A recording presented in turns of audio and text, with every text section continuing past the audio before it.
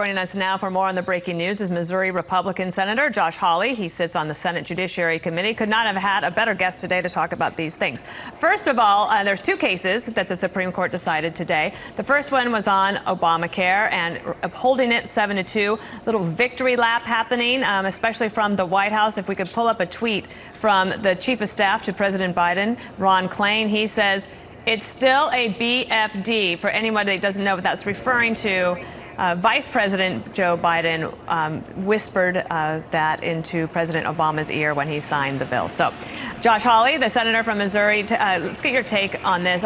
What was your feeling about this case from the beginning? Well, I'm not surprised at the decision today. I think the court has telegraphed that they were likely to head down this route. What happened today was the court decided that there wasn't standing, that the states that sued didn't have standing. I think that's probably a dubious decision. I mean, the court, as Justice Alito points out in dissent, the court has allowed standing in cases like this many, many other times. So I think that distinction is probably not a well-founded one, but I can't say that I'm surprised by this result. And so if it doesn't necessarily get to the merits, if repeal and replace might be dead, but from a policy perspective, what do you think Republicans should do on health care? Well, what we've got to do is we've got to make sure that health care actually can be more affordable to folks and that we cover people with pre-existing conditions, but at the same time allow people more choices in their health care plans, get the cost of health care down. And we've seen that is the absolute pressing need. Healthcare costs are way too expensive. They continue to go up along with inflation and the rest of the economy. So right now, the focus needs to be on getting costs down, on making choice available to more and more Americans while we protect those with pre-existing conditions. And we can do all those things, Dana.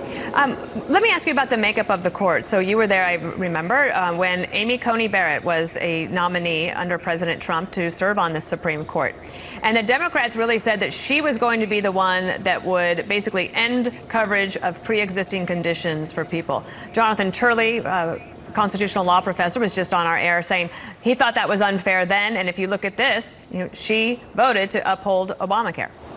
Yeah, well, she did. She voted not to reach the issue, actually. She voted that there was no standing. And if you listen closely to Justice Barrett during her confirmation hearings, what she said over and over again was she thought that this case, if it did get to the merits, was about the issue of severability. And not to get too technical, Dana, but she basically telegraphed, I thought, during her confirmation hearings that she was not going to vote to strike down all of Obamacare. So again, I am not surprised by this. Let's talk about religious liberty. Now you go to this case. It was out of Philadelphia where a Catholic charity was saying that it would against their principles in order to have LGBT couples be foster parents. The court ruling 9-0 in favor of religious liberty in this case. Let's get your thoughts on that. Now, this is a resounding pro-religious liberty decision. This is a really good result when it comes to churches, synagogues, other houses of worship across the country. Here's the bottom line. The court said you cannot allow secular institutions to have all kinds of exemptions and then say to a religious institution, if you want to follow your own religious beliefs, oh, no, you can't do that. You can't give exemptions for secular groups and treat them one way and then say to the religious group, oh, no, unless you do exactly as we say, you can't participate. So this is a great non-discrimination ruling. What they're saying is you cannot discriminate against churches on the basis of their faith. This is a big victory for religious liberty. So actually, maybe put this in context for us, because this case was dealing with just this issue in Philadelphia for that particular group. But how broad is this?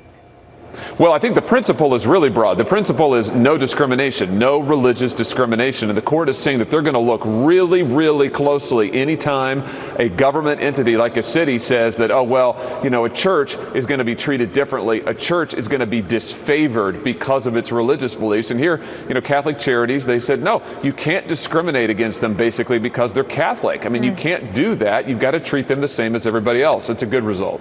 Fascinating. Senator Josh Hawley, thanks for being with us this morning. Thank you.